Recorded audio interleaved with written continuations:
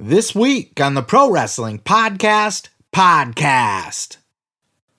Another huge batch of WWE releases this year.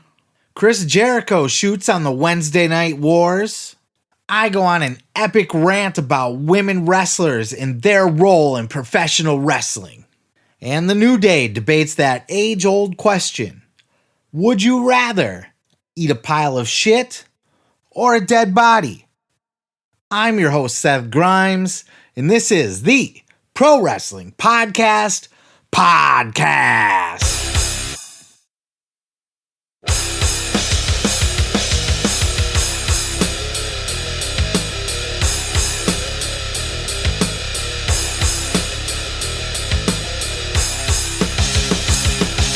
Well, it appears to be that time of year again where WWE wants to clean house as we got another big batch of releases, much like we did last year.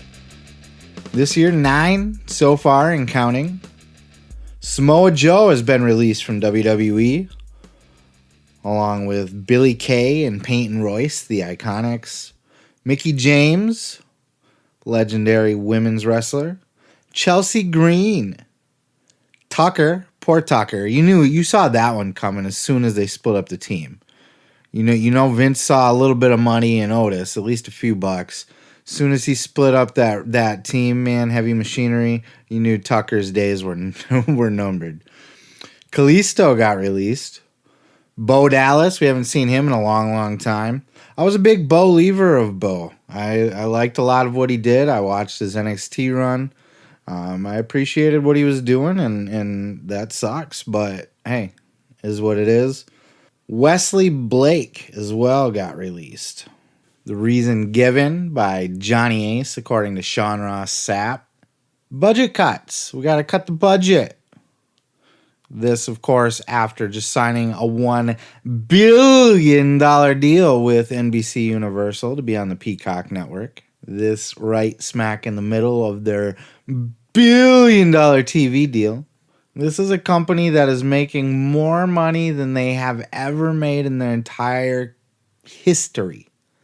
They're making money hand over fist. Say what you want about WWE's creative, how boring ass their show is. They are making so much money they gotta shove it up Bruce Pritchard's ass to store it all. But yet they need to make budget cuts. So they need to release a bunch of people during a pandemic. What are you gonna invest your money into? What do you need that money for that you had to cut it from the talent roster?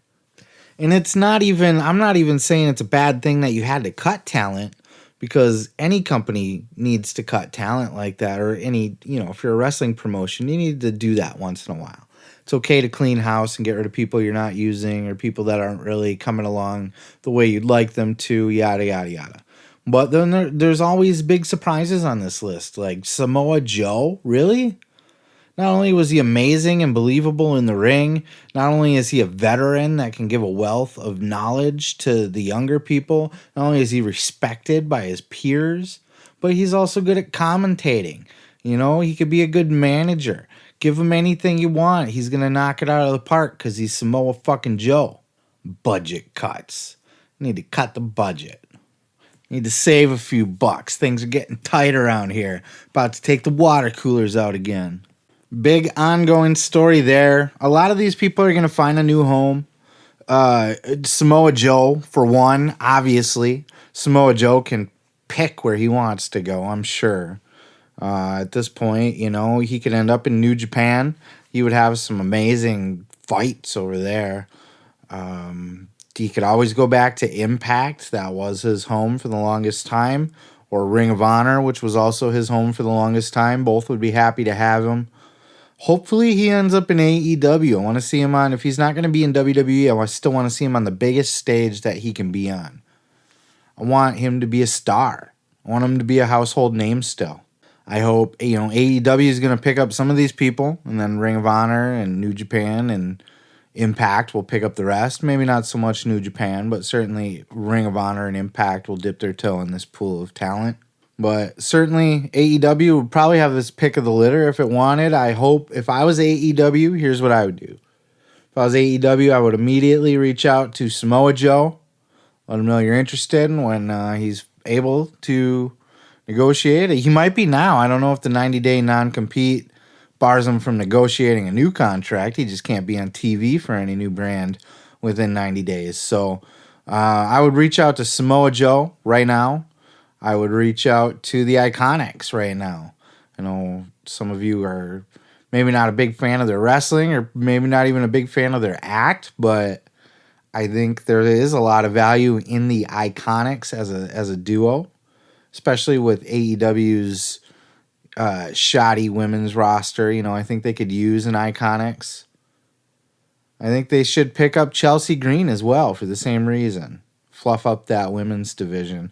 And quite honestly, you know, I wasn't going to add Mickie James to this list, but she might be a good one to have around to have some wisdom and age and experience in the women's locker room. Somebody that can kind of be a player coach of sorts there. But certainly, you know, her husband's an NWA, so she may end up there as well. That's the way I would go, but I do expect to see a handful of these people show up on AEW, and that's going to stir up the whole WWE rejects. AEW just a bunch of WWE rejects. It'll stir that up again, but as I've said before on this show, I push back against that. I don't believe in that as a rule of thumb. I think it can be a problem if that's like what you do with your roster and you try to make main eventers out of everybody. But at the same time, if you're intermixing your own talent with them, I think talent is talent, and you pick up people who you think could benefit your roster. I think AEW needs women's talent right now, so they should rate as many of the women as they can. Absolutely the Iiconics, absolutely Chelsea Green, and most likely Mickie James just for her experience. And then, I mean, Samoa Joe, like, if you were Tony Khan, would you not want Samoa Joe? And I don't know that Samoa Joe is a WWE guy. I don't see him as a WWE guy. Do you? That was his most recent run, but I wouldn't call him a WWE reject. He's spent just as much time, if not more, in Ring of Honor, and he spent more time in TNA. So if anything, he's a TNA guy. But he doesn't have that TNA stink on him either. So I think he's a great asset. I think he's a journeyman. He's a guy that's been around. He's just Samoa Joe, and he'd be great to have. Anyway, definitely had to touch on that. Can't just go through this podcast without addressing the biggest story of the week. Hopefully everybody here lands on their feet well. I'm sure they will. I'm not worried about it. Probably will end up better off. Let's face it, right? Maybe their paycheck's not going to be as big, but creatively, they should be able to land in a good spot. We got Jim Cornette's 2 cents on women's wrestling this week after he reviewed WrestleMania 37 and that amazing match between Sasha Banks and Bianca Belair. Check out this clip. Is it now that to prove that the women are equal that they have to put this match on last? Is this what it's come, that they have whittled the wrestling audience down so far to just the diehards and the people that are left that they don't see anything wrong with the last match at WrestleMania is a girls' match? And I'm not faulting their effort. So it was certainly not a bad match, but Austin Rock, Andre Hogan, Taker, Michaels, Hogan, Warrior, Belair and Banks. Is this just what it is now that the only people left watching wrestling don't mind that when 2 5'3" 130-pound girls are in the main event? Sasha Banks is as over as any of their guys on the entire show. That's part of the problem. They have pussified pro wrestling down to where 30 years ago people would have rioted if instead of blood and violence and people trying to kill each other, they got a fucking girls match for their main event. But now it's just, it's another funny, But it was great. I can't believe you're shitting on this in any way. I'm not shitting on Was there a better match on WrestleMania Night 1? Was there a better match on WrestleMania than this match? Now, I got to say, I have all the respect in the world for Jim Cornette and his mind for professional wrestling. He's sharp as a tack to this day, witty as a motherfucker, and has the most extensive understanding of professional wrestling and how it should work, the psychology, the business, all aspects of it. If I was running a wrestling promotion, I would need Jim Cornette on my team. Problem is he often talks about he would never want to be a part of a product that has any other kind of bullshit other than what he likes, which is fucking late 70s, early 80s, Southern style NWA wrestling. Some fucking wrestling with some tough dudes. So this whole women's thing, though, this is bugging the fuck out of me. Because he's not the only one that's out there that's saying that. So we got to have a conversation about this. Women have proven that they are just as capable, if not more capable, than most of the male superstars in today's professional wrestling. Look at that WrestleMania card. What was legit the best match on the card? It could be debatable. You could like Kevin Owens and Sami Zayn. You could have liked Seth Rollins and Cesaro. But I'm going to guess that probably 90% of you would say it was Sasha Banks versus Bianca Belair. What match had you the most emotionally invested in the outcome of the match? Bet you 90% of you will say Sasha Banks versus Bianca Belair. These women have earned their spot. They're not just handed the spot because of fucking the Me Too's and the equalities and the women's revolutions and the liberals and blah, blah, blah, blah, blah, blah, blah, right? Woke movement, all that shit. There's an element of it in there. That's why they advertise it so much to the mainstream. That's why they're so public about, hey, we're doing the first ever both African-American, both women main event at WrestleMania. They want to spread that around like fucking AIDS because they get good publicity off of it. Not good publicity off having AIDS, but good publicity off, well, Magic Johnson did, so you can't even say that that's not a possibility. But good publicity off of marketing the fact that you have two African-American women in your main event at WrestleMania. But look, they didn't put Naomi in the ring for the main event against Alicia Fox just because we just need two black women. These women earned their spot. The first time they earned the main event spot, the true main event spot, because WrestleMania was one night. So also I do think going forward, if it stays 2 nights, they'll do one night with the women's main event, one night with the men's main event to keep it equal. So there's a possibility that played a factor too. Would this have been the main event had this been only one night? No, it probably would have been Roman and Edge and Bryan. But regardless, the women earned it the first time. Everybody thought it was a big charity case, publicity stunt for the woke women's movement and stuff. When Sasha and Charlotte and fucking Becky main evented in the triple threat. But I would argue they earned that spot too. Maybe not Charlotte as much, though Charlotte, one of the best women's wrestlers in my opinion of all time. So she earned it through being good, but she wasn't really involved in the storyline at the time. Regardless, you could honestly say with a straight face that those women deserved that spot, and you could make the case with a straight face that they deserve to be in that spot. Whether they ended up there or not, ultimately, they did. But even had they not, you could have made the case that they should have. Now, Bianca Belair and Sasha Banks. I'm going to argue that Sasha Banks is more over than most of the men on the roster. There are very few guys on the WWE roster and that are anywhere near as over as Sasha Banks is. Look at the run that Sasha and Bayley had this year during the pandemic. They were the stars of WWE. They carried that shit on their backs. I've often fantasized in my own head that they do a fucking Outsiders style Sasha and Bayley appear in like AEW. How fucking amazing would that be? Like Outsiders-esque. These two giant stars come in as a tag team, beat the shit out of the women's division. It would be fun.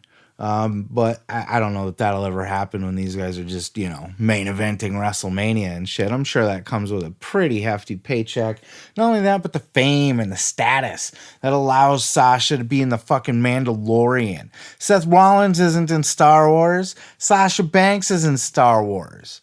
So who's the biggest fucking star on the roster? It's probably Sasha Banks. She's right up there. Roman Reigns isn't in Star Wars. You could argue Roman Reigns is the top male, but is he a bigger star at this point than Sasha Banks? Who is? Honestly. Then you have Bianca Belair. This woman, from the day that you saw her, there was something magic about her. At least for me, I saw it right away. There's a gajillion chicks that come through NXT, and a lot of them ain't shit, or they're great, but they're not going to be household names. They're not going to be main eventing WrestleMania. Look at the NXT women's roster now. A lot of talented women, right? But they're not. You can't look at one and go, "Oh, she's going to be." Maybe Raquel Gonzalez has it. She seems to be getting the old push ski, but Bianca Belair, star from day one, busted her ass.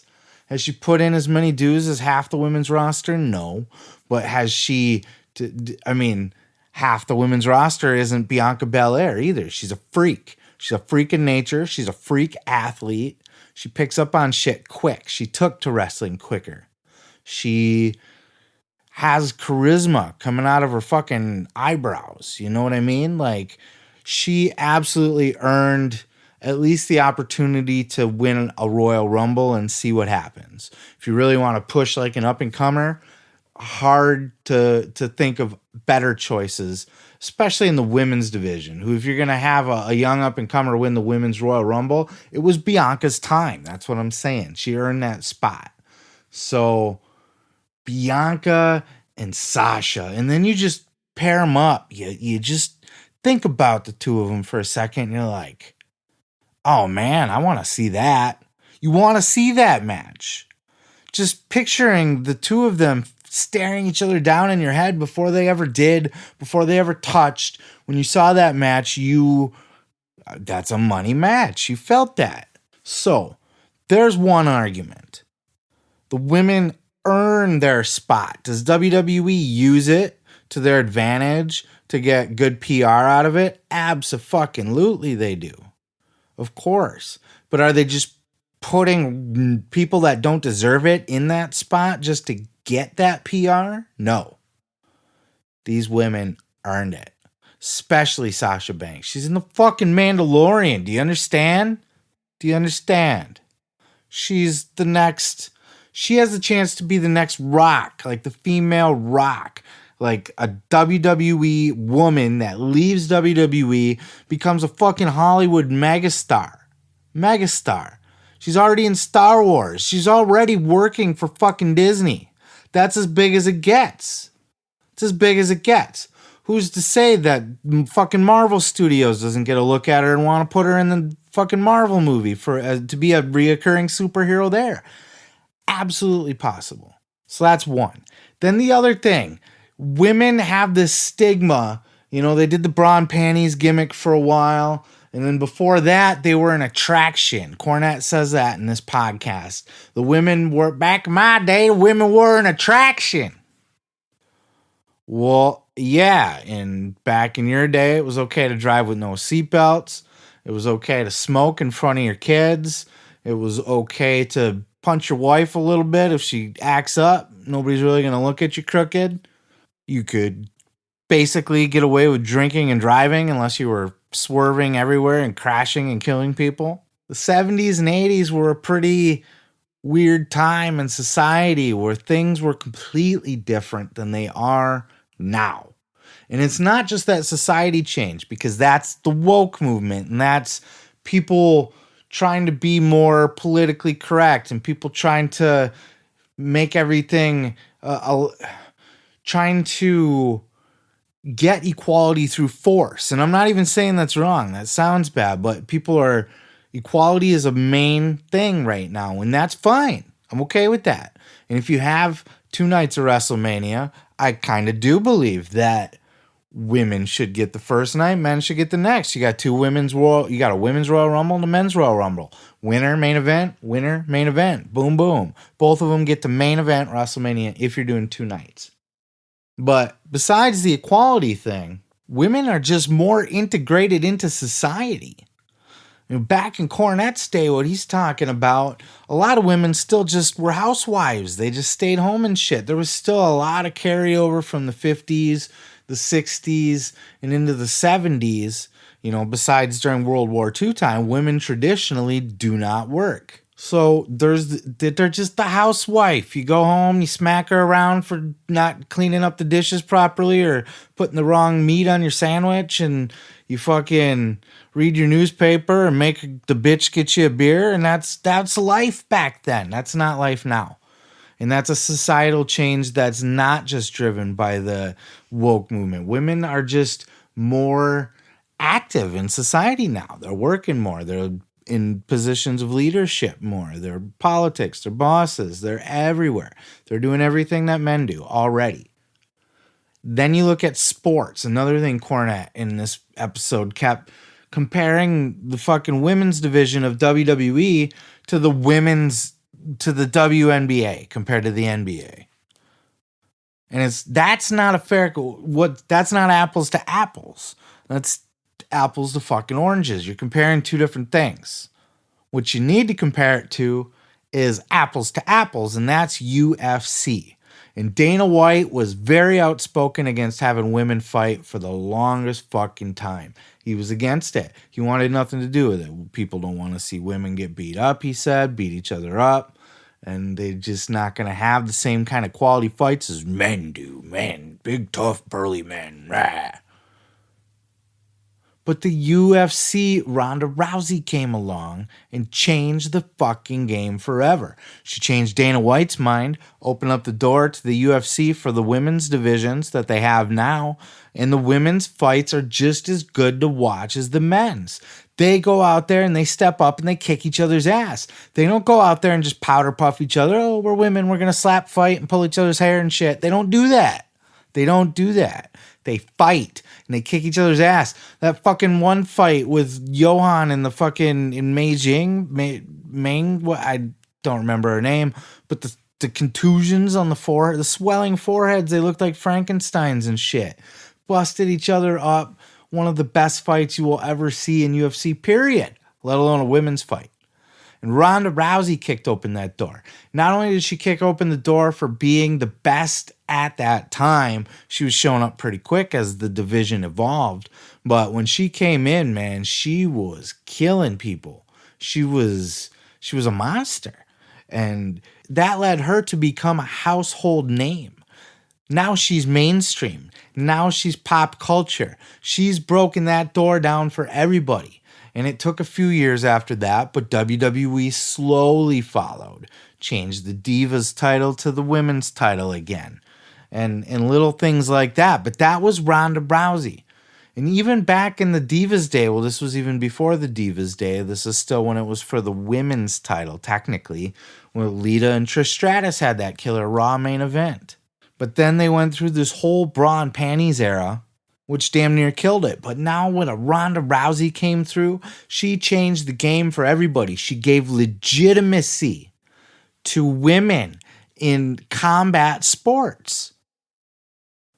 So now it is entirely credible that a woman's wrestler can go in and compete at the level that a man can in professional wrestling. They always could. There were always great wrestlers. Well, Sherry Martel, I'd put her up against any man. But now they had the legitimacy. Now you could say that they can have the same kind of match as a man can. Then, Ronda Rousey's main eventing and selling more pay-per-views than any of the guys on the roster could at the time. So that opened the door to legitimacy for women to main event pay-per-views. Why can't they? They shouldn't be given the spot because women, we want women.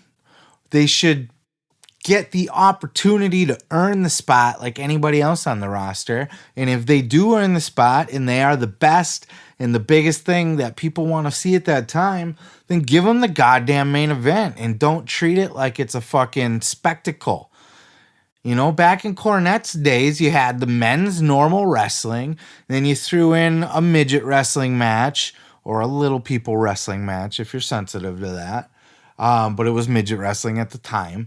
And then they had a women's match. You know, they'd have a few like one-off gimmicks. Maybe they'd even have a celebrity in town for something. That shit's been going on for years and years too.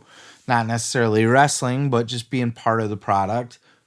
And they were spectacles. They were sideshows. They were bonus content, you know? Just to add a little spice to your card. You had a women's match on it. You had another gimmick match. Now I hear Cornette, and there's other ones out there too. Disco Inferno's been an active hater of women as well. Those are just two off the top of my head, but we're specifically talking about Cornette's clip here. Upset that women have almost a 50-50 split on a card. Why wouldn't they? Why wouldn't you? It's not to pay, as long as it's not to just pander and be woke, and that it's because women have been given the opportunity and have earned the opportunity. And when they do, give them the fucking ball and let them run. It's time we start looking at pro wrestling differently. It's just not right, but that's my 2 cents. I'd love to hear your opinion on it. Leave a comment in the notes below, and well, we can have a discussion about it if you want. You know, I'm interested in your thoughts. The hits kept coming this week with Chris Jericho making the podcast rounds. This time he was talking with Dave LaGreca and Bully Ray on Busted Open. The first thing they did was address the Broken Skull Sessions, the groundbreaking podcast interview between Chris Jericho and Stone Cold Steve Austin WrestleMania weekend. Here's a clip of Chris Jericho addressing his appearance. What about the feedback from Broken Skull Sessions did you enjoy this week? Yeah, I mean, of course. I mean, I think the whole concept of it was so unbelievable in a lot of ways. And I really enjoyed kind of hearing everybody's thoughts and opinions, including you guys, because nobody really knew what to expect. It did come just completely out of left field. And the opening line of the show, if you've seen it, as I said, I can't believe that there's not snipers on the roofs here to take me out. I can't believe I'm actually on the show. But yeah, what a kind of monumental, groundbreaking moment that was, for sure. Were you concerned about a final edit? Were you concerned that if you and Steve maybe spoke too much about AEW or spoke about things that the WWE would not have approved of, that they would have edited it? Did you guys have any guarantees going into the chat? Well, I mean, you know, I think you know the answer to that. I mean, we both kind of were very adamant about how we wanted the show to be done. But if a certain, 73-year-old wakes up one day and goes, "What? I never said that," the whole thing could be changed, wiped off the face of the earth or whatever. But I also think there was a lot of trust both from Vince and from Tony Khan towards both Steve and myself, knowing that we wouldn't go that way. There was no reason to kind of talk about things that are going to bury either side. It was a very positive interview, as you guys saw. So there was a lot of trust, I think, afforded to us. And I think the moment that Vince said, "Do it," he knew what we'd be talking about. And Tony even said it too. He trusted Steve and I to kind of take care of both parties, and we did that. So if it was anybody else, I don't know if we'd be afforded the same trust, and there might have been a little bit more snaky, but I had Steve's word and Steve had my word that we were going to do our best to have a great show. And there was no reason to kind of tear anybody down or talk any bad things. And I think that's one of the reasons why it pretty much aired exactly as we spoke. I mean, the thing was over 2 hours long. I just think that's so cool that he said that just about nothing was cut. He said the only thing he noticed they cut was a line here or there, basically to save time. Nothing cut of substance, nothing cut related to AEW, nothing was off limits. Jericho said as far as he was aware, Vince was completely hands off with this, and as it should be. And he addressed, him and Steve kind of talked about it. How do we want to approach this? There was a way to benefit both promotions by doing it the way that they did. He basically had nothing bad to say about anything. So, well, I mean, he took a few shots at Vince, I suppose, but it wasn't like AEW is such a better company, or this is why WWE sucks, or nothing like that. And nobody expected it to be, but it's interesting to hear it from Chris himself and hear that it basically went off exactly as happened. But during this podcast with Dave LaGreca and Bully Ray, that wasn't the only thing that was newsworthy. That's just to put a little bow on the whole Broken Skull Sessions thing, because now we're going to get into some other stuff that they talked about on this podcast. Bully Ray flat out asked Chris Jericho what he thought about the Wednesday night wars, quote unquote, between NXT and AEW Dynamite. And here's what Jericho had. Hey, Chris, the Wednesday night wars are over. Obviously, Bully Yes. and I talked a lot about it here on the show. Fans made a big deal about it.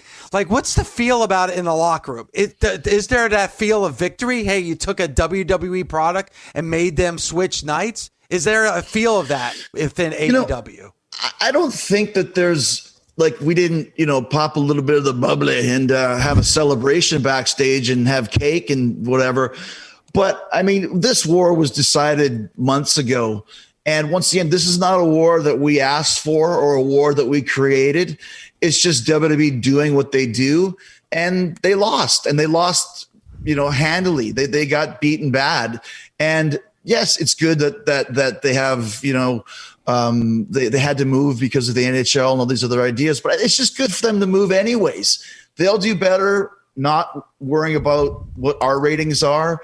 And we'll probably do better not having them, but it's not like we ever really worried about it. We never had NXT on during the show.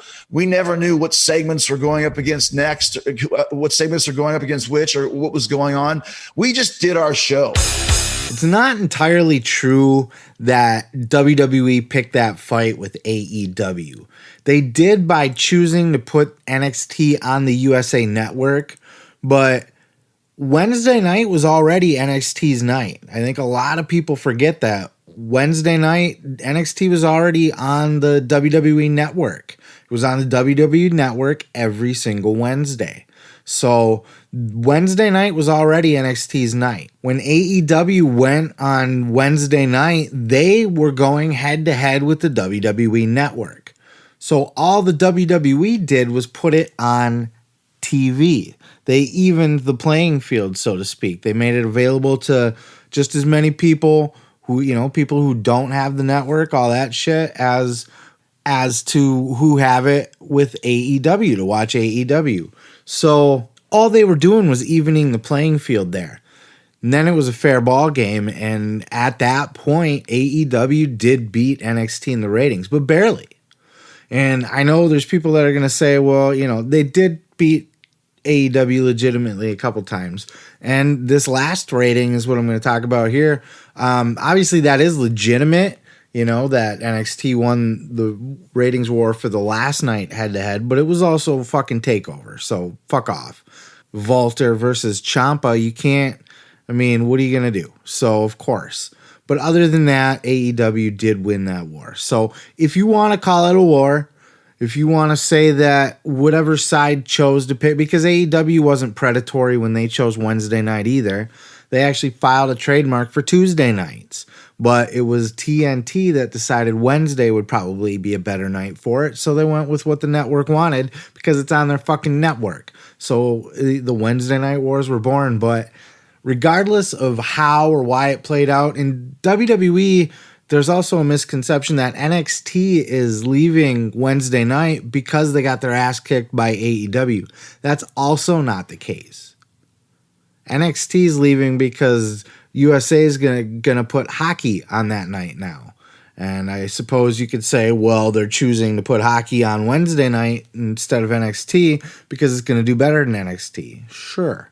But that doesn't mean AEW chased them away necessarily. It could, but we don't know that for sure. That could be why USA decided to move them and put hockey in their place. But ultimately, it's not so much a war, I don't think, as it was just almost a battle of attrition. So now each company's got their Wednesday night and Tuesday night. They got their nights to themselves now. What they do with it from here, who knows? That'll be what really decides who's the better, because now you have access to all the wrestling fans, not half, because there's people that are torn. I would be watching NXT if I wasn't watching AEW. I would be watching AEW if I wasn't watching NXT, but I pick which one I like better, and then I watch that one, and then maybe I'll watch the other one later. Maybe I won't. So now that they have the whole night to themselves, they'll be able to have the potential to pull their maximum audience. How many people are going to watch your product if you are the only wrestling product available that night? Of course, I think Impact was Tuesday night, but aren't they moving to Thursday night? Nobody watches Impact anyway. What am I talking about? So each NXT Tuesday, AEW Wednesday, we'll start to see, I think this week, I guess, we'll know, probably by the time you get this podcast, we'll know what the ratings looked like that night. Now, you're not going to pull everybody from NXT. Everybody that was watching NXT, the 600,000 and change, 700,000, they're not going to all, AEW's not going to pick up that many viewers. But it'll be interesting to see how it plays out, and it was interesting to hear Chris's take on it. He sounds defiant. When he talks about it, he sounds like, yeah, we kicked their ass. Fuck them. And he has that attitude to his tone, whether he kind of used, whether he uses those exact words or not, it's there in sentiment. So, and this podcast is just full of great gems. There was one where Bully was really good at pressing Jericho. He wanted a little bit deeper explanation on the Festival of Friendship and who was working backstage that told Jericho that he couldn't. So much good stuff on this podcast. There's so many different clips to choose from. I just kind of gave you a little bit of the highlights. I recommend going to check this out, or if you have Sirius Satellite, go check out the full Busted Open radio show. But it is available in the podcast form with that interview, and it was a great interview. Highly recommend checking it out. Jericho also had Stone Cold Steve Austin on his podcast this week. No clips from that. Not a lot to cover. If you've heard Steve talk anytime ever, you've heard all of these stories before, multiple times probably. So there's nothing new to really take away from it. But if you just love hearing these guys talk, a lot of people, I saw a lot of comments that people just enjoyed watching Steve and Chris talk. Just being a fly on the wall for their conversation. Here's basically a part 2 to that following Steve's career. So go ahead and check that out if you have interest. You can check out Busted Open every single day, 6 days a week on Sirius Satellite Radio. If you're into that, if you just got the podcast, you can find it. I believe they'll have clips and highlights built into the podcast from the show, all the big talking points, and you can find that also 6 days a week. Well, if you've been watching AEW and the Kenny Omega Young Bucks storyline has you any bit confused, this is what you need to listen to. Whatever the hell we were before, the thing that everyone loved, the flocks of people that followed us, the flocks of people that wanted to be like us, the people that we inspired, they turned on us, didn't they? Now, I just keep hearing, this guy's better than you, and this guy's better than you, and you're washed up, you're overrated. I've heard of many tag teams that are better than you guys. How many times have you had to prove them wrong over and over and over again? How many times over do we have to have the best matches of all time? And as soon as we don't, it's like, yeah, we're washed up. We ain't shit. No one cares about us. I break my neck tomorrow, people are happy. People are smiling. You guys dead tomorrow? Who cares about what your family thinks? Who cares about what your kid thinks? They're happy because you're out of the picture. We got go away heat.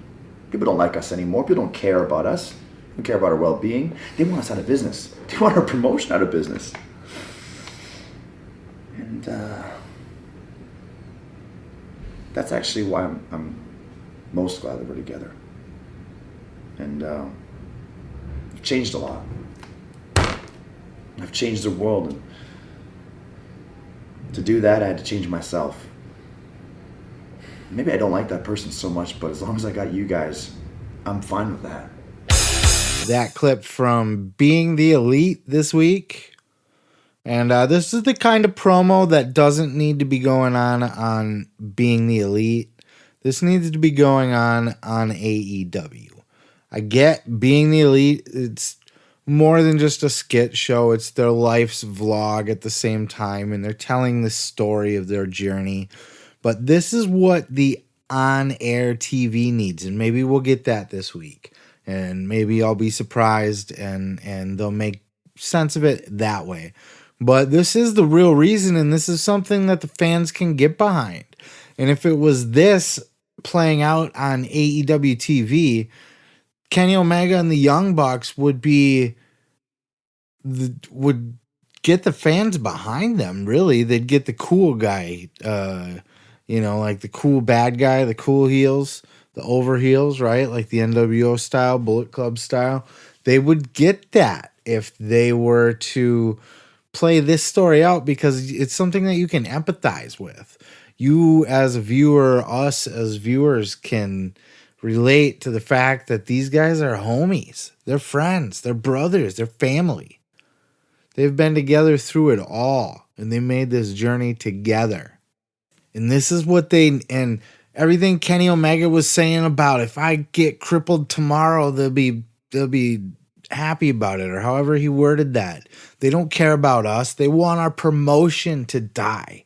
Where's this promo on AEW? They need to do this promo on AEW.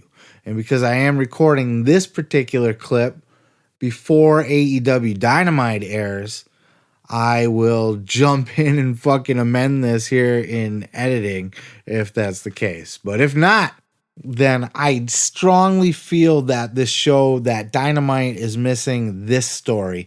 And why are they telling it on BTE instead of AEW? Because that's good shit. How could you not empathize with Kenny Omega after hearing him say that? Maybe that's why, because they want him to be the heel, the douchebag heel. But they want them to be baby faces on Being the Elite. But because you can't be a heel on your own YouTube show. Can you heel your own YouTube show? I mean, there's so many other people on it by this point that they probably could, but I don't. It adds subcontext, but they're not telling the big story on Dynamite. That's the big story. Kenny Omega needs to cut that promo. He needs to say those words on AEW, because that fucking reached out to me. That really got me. And that made me look at that whole storyline a completely different way. Not to say that the storyline's any good, really, because it's a mess with the Young Bucks flip-flopping and stuff, but Kenny got me to believe in him and support his cause, to empathize with him and his situation. That was just such good shit. And Being the Elite's a great show, but that's not the place for that kind of promo. So go check out Being the Elite every single Monday. Fantastic stuff. Great shoulder content for AEW. Clearly giving context to storylines that make no sense. If Jeff Jarrett's life story were a movie script, nobody would believe it.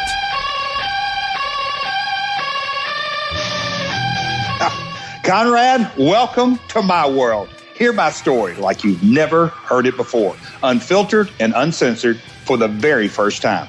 From Memphis to the WWF, WCW, TNA, and everywhere in between, nothing is off limits in my world. Subscribe today and don't miss My World with Jeff Jarrett, Tuesdays on Westwood One.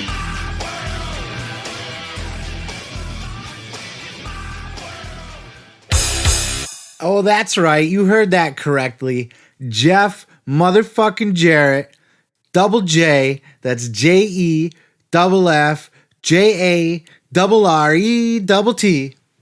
Jeff Jarrett now has a podcast, not just any podcast, a Conrad Thompson podcast.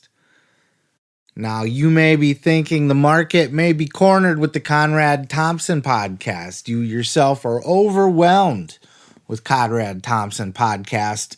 I'm going to tell you that you're not. Nobody does it better than Conrad. I hope he's not stretching himself too thin.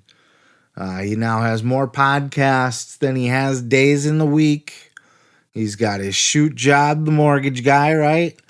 And then all his other bullshit that I'm sure he's doing on the side as well. All the Patreon or ad-free shows stuff. Plugs, right? But he's got a bajillion shows. And now he's got another one, as you heard, Jeff Jarrett. And Conrad said in the promo that he always said that he wanted to, if he could pick a guy to do a podcast with, it would be Jeff Jarrett. He's not just making that up for here, because I think I have heard him say that before in the past on something else. It sounded very familiar. Maybe it was in an interview that he did with somebody or something to that effect. I don't know, but I've heard him say it before. And I think he would be a super interesting podcaster, storyteller. I think Jarrett's not going to sugarcoat shit. I don't think he's the type of guy that's going to be all bullshitty and just kind of kayfabing and stuff. I think he's, and not that anybody else, I mean, Arn's a straight shooter, Kurt's a straight shooter, Bischoff's half bullshit, Bruce is full bullshit, Shivani's a straight shooter, but he's just more of a, theirs is more of a just a buddy cop clown show than it is a fucking actual deep dive podcast. But that's what's fun about that show. Every one of them has their niche, but Jeff Jarrett, he's got that career that spans so many different, not just eras, but different promotions, WCW, WWE, back to WWE, back to WCW, TNA, Global Force Wrestling. What happened there? Let's tell the story about Global Force. What about fucking coming back to be a producer for WWE? Well, they probably don't talk about current shit, but maybe, coming back to be in the Hall of Fame. All of his full, well-rounded career before that, he was in, I don't remember. Was it Global Wrestling Federation? I remember, I think Jerry Lawler was on there too. I vaguely remember this as a kid, but I remember Jeff Jarrett before he came in to WWE as good old Double J EFF, So I think he's going to be able to tell a lot of great stories, tell it like it is. I hope they get super TNA heavy. Not that I'm a big TNA mark by any stretch. I fucking hate TNA for the most part, But there's got to be so many good stories there behind the scenes of that fucking shit, right? So super pumped to hear this. I did kind of think of Kurt a little bit. I had a little bit of Kurt in my heart because now he's got to have in his podcast, he just thought he had his little podcast going on, thought he was on the Conrad team. Now he's got to deal with Jeff Jarrett over there too, and that whole Karen Angle shit. Hopefully that's all water under the bridge and they're cool with it, but I know I'd be a little salty if I was on somebody's podcast team and then they're like, hey, the guy that was fucking your wife behind your back? I want to bring him in too. Maybe we could all do shows together sometime and fucking circle jerk each other. So I get, I'm just saying, heart goes out to Kurt if he's feeling any kind of way about this. But other than that, I think this is going to be a great fucking show. I'm excited to see this, and I was a little bit skeptical of the Kurt Angle show at first. I did comment on here when that was first announced saying, I don't know, like Kurt Angle's a little boring to me, and he's a little stale. He's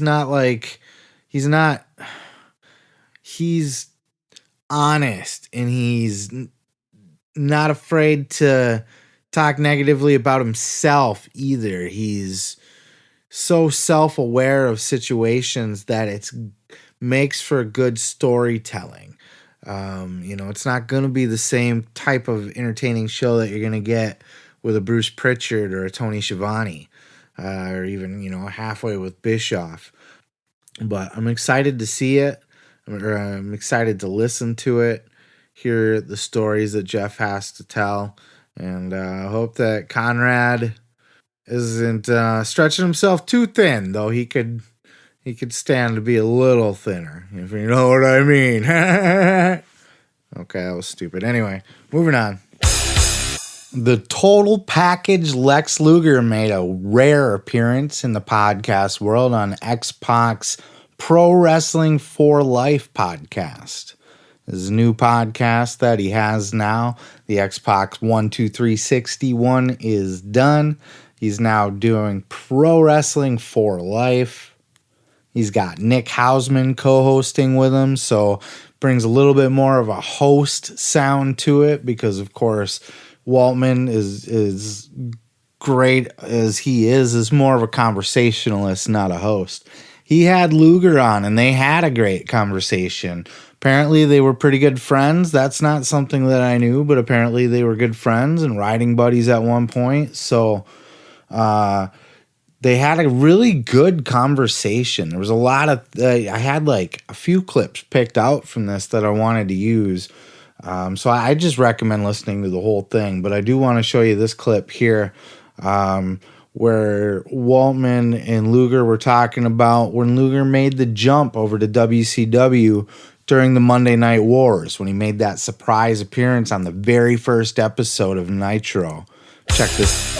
Next thing you know, there you are on the first episode of Nitro. No, no one would like. You didn't like. They had to back me out of their syndicated shows in WWE. I was on their show the following Monday, and I was in Moncton on Sunday. Yeah, I had a tag match against Sean and Razor, and then the next night I was in Minneapolis and walked out. Yeah, and I saw you there too. But Bischoff and Sting. Yeah, I saw you there. I saw you there too because I was living there at the time, and I went to the Marriott and saw you at the hotel.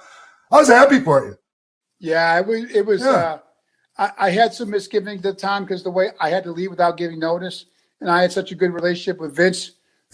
Contrary to popular opinion, my whole time there, he had me in his home, and we worked out together. So to leave, the one stipulation Eric had, because by then the internet was just starting to blossom, not like today's social media by any stretch of imagination, but it was hard to keep a secret. So Eric wanted it to be totally secret to leave, because I was still negotiating on a handshake to stay at WWE, and for me to walk out there and not give any notice to Vince. I looking back now, I wish I hadn't done that.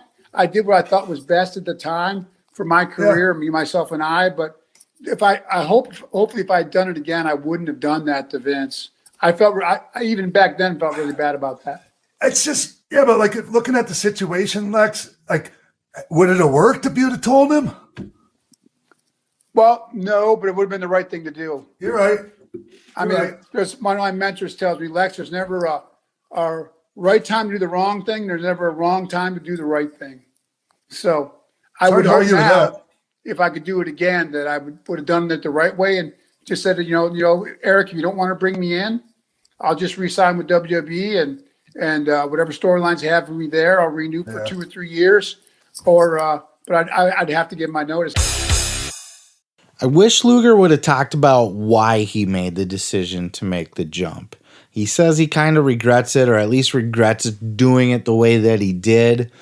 I wonder what Vince was actually offering him, or what it was he was so salty about, because from Bischoff's perspective, Bischoff's been on record many times talking about how he didn't even want Lex to come to WCW, so he certainly wasn't like courting him or trying to steal him away, because he said he never really liked Lex from working with him the first time. He also said that he offered him a pretty low ball contract compared to a lot of the other guys on the roster. It wasn't anything to write home to mom about, but there was something that made Lex just want to leave, because otherwise, why else would you go somewhere where you're not really wanted to begin with and you're not really even getting all that good of a deal? But that move certainly did change the course of professional wrestling. Now, certainly Bischoff would have pulled something else out of his ass because he was hell-bent on doing so. He might have had something else that night, or at least somewhere in the near future he would have. Obviously, the Hall and Nash would have still jumped, but that was really the first shot fired, in the Monday Night Wars, night one. Lex Luger, he was still going to appear on WWE TV. He still had matches in the can that were scheduled to be on TV. He was working on a handshake deal and just bounced and didn't tell anybody. A lot of people have a lot of things to say about Lex Luger and say that he's very shady or was very shady and didn't have a lot of great things to say about him back then. But a lot of people speak very highly of him now. And just listening to this podcast, this was the first time I really got a chance to hear the new Lex. And he does sound just more humble, more relaxed, more chill, very respectful, very self-aware, very understanding. Like he had an awakening, like he just changed as a person. And I imagine you would, once you end up in a wheelchair and shit like that. But they really got into some interesting topics. Lex talks about the Yokozuna thing. He talks about the Horsemen. He talks about the Narcissist run. He talks about the WBF and how even they kind of use that as a loophole just to kind of get him into WWE. Steroids, really good conversation. Highly recommend you seek this one out in particular. Make it a part of your everyday listening, or at least listen to this one. That's Pro Wrestling for Life with Sean. Would you rather eat poop or eat a dead body? That's what we're talking about on the New Day podcast. This was also the finals of their toy tournament.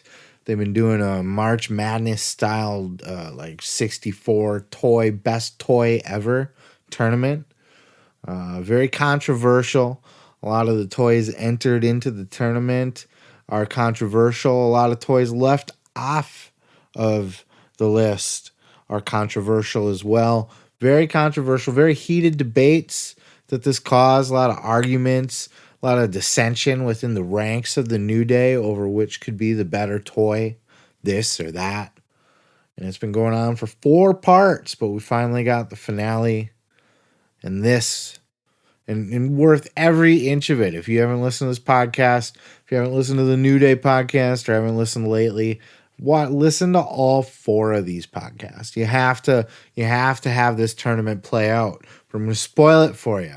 If you really want to know who the New Day feel is the best toy of all time, just spoiler alert warning. Folks, with that, we are down to the terrific 2. Heroes and a half. We have again. That's not a term. That's I looked it up. Terrible twos. The terrible twosomes. Yes, the finals. Teenage Mutant Ninja Turtles toys versus X-Men toys. This was the prophecy. My God. Is this what we talked about? I mean, this is it. It seems like it. Okay. Whoa. Let me start this off. I will say the Van, incredible. TMNT, incredible. But honestly, just X-Men just captured my imagination more than TMNT did. Mm-hmm. And it's a show that I love. And I know we're voting on the toys, not necessarily on the show. But Take it all in. I have more brand connection with X-Men, yes. I don't know why that's funny. I don't know why you're laughing at what because he's still mad about I decided to Legos. use. Man, I feel like X-Men, the toys were great. A lot of it, to me, coasted on the popularity of the cartoon and the comic books. Coasted? How? Well, he said, excuse me? Well, I'm just saying, like, they phoned it in. Not that they phoned it in, but the toys themselves were there. I mean, they're good. They're good toys, high quality toys.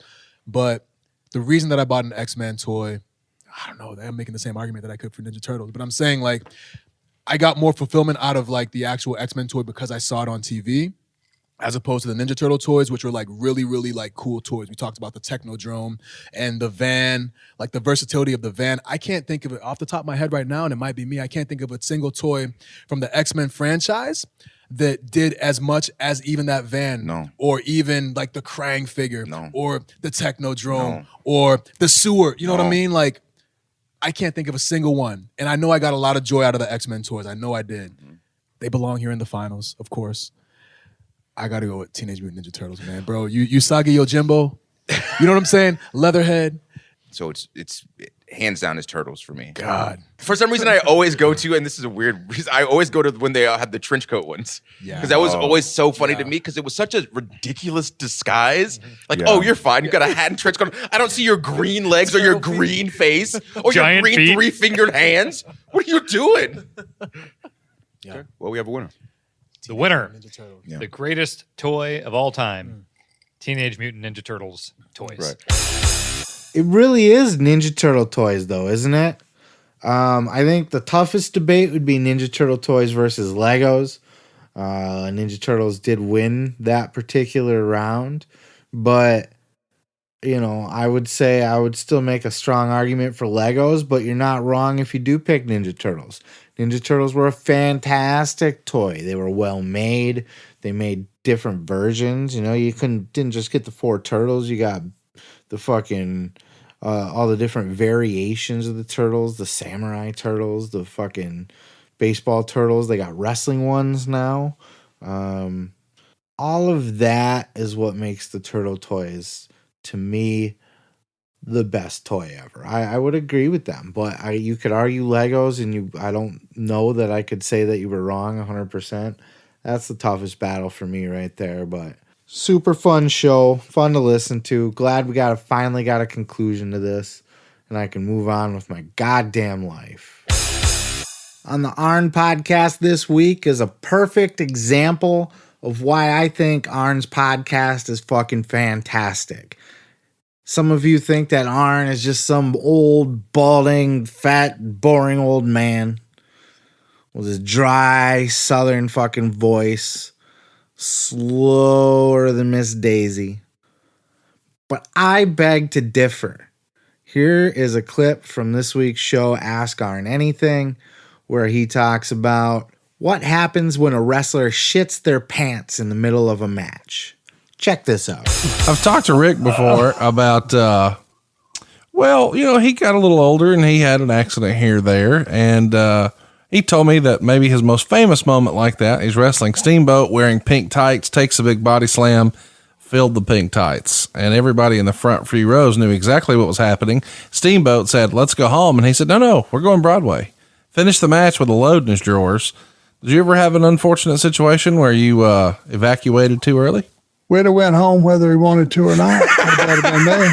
I'm holding you down, you motherfucker. We'll find out how tough you are if you really are the world champion. Because we're fixing to have a title switch. What about you? You ever have a situation like that? How do you avoid that if you know you're sick? I mean, when nature calls. I mean, Jim Ross even says on our podcast, Grilling JR, here on Thursdays, that when he has a marathon voiceover session, like he's calling a match or a pay-per-view, and it's 4 hours nonstop and you can't get up and go, quote, wear darks. So, he takes his wet attire home, takes a shower, does the laundry, has some chocolate cake, and goes to bed. Well, number one, if you were sick, you're probably going to be sick during the day. Yeah. Right? Yep.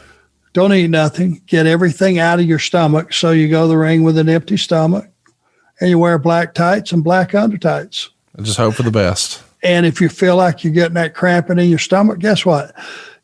Prepare for having to go home in 5 minutes. Right.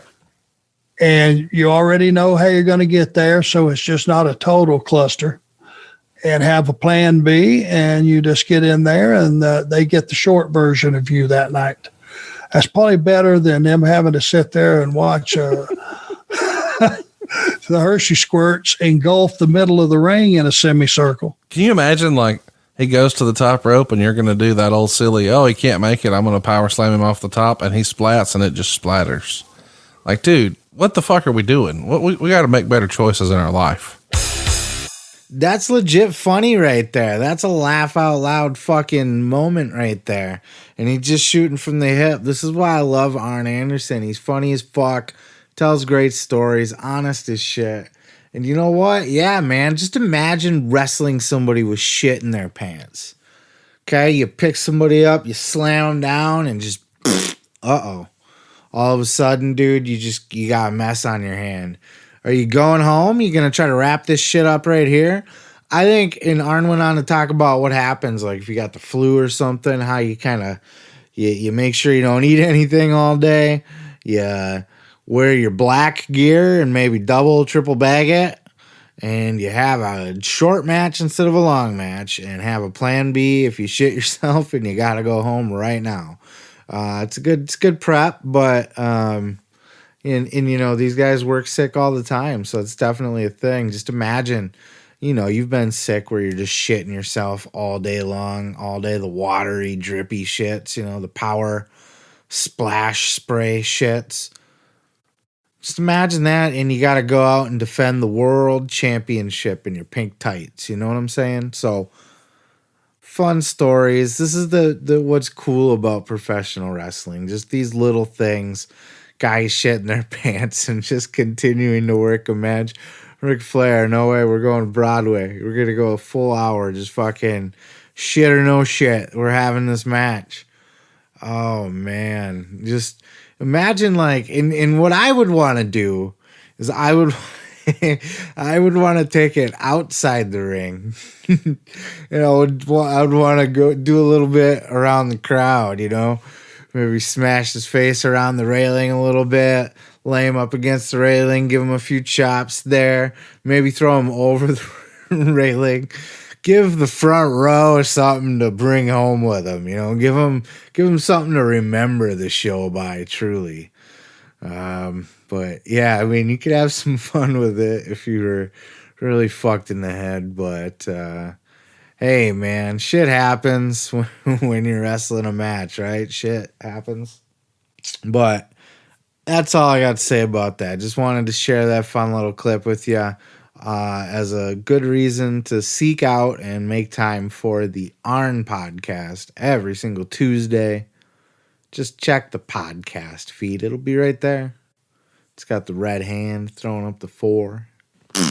Thank you guys so much for checking out the show. Thanks for sticking with me. New listeners, thanks for giving me a try. Thanks for sticking around to the end. I appreciate each and every one of you. This show does not exist if people aren't around to listen to it and care about it. Thank you so much for supporting. I'm trying to grow the YouTube channel, so if you're not listening on YouTube currently, definitely feel free to jump on over to YouTube, search the Pro Wrestling Podcast, search for me, Seth Grimes, search by topic. I do clips and full episodes, so all the major highlights will be broken into clips. Check them out there, like it, subscribe it, all that shit.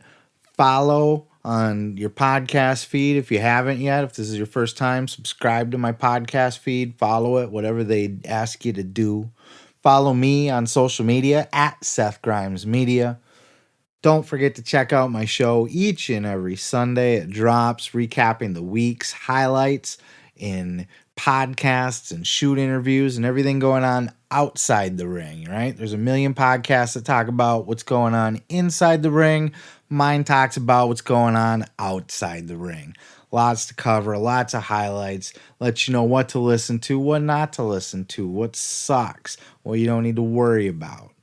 I got you covered right here when it comes to podcasts, interviews, shoot interviews, breaking news, whatever you want to call it. We are desperately out of time. That's all I got for you. Peace, love, and pizza. I'm Seth Grimes, and this is the Pro Wrestling Podcast.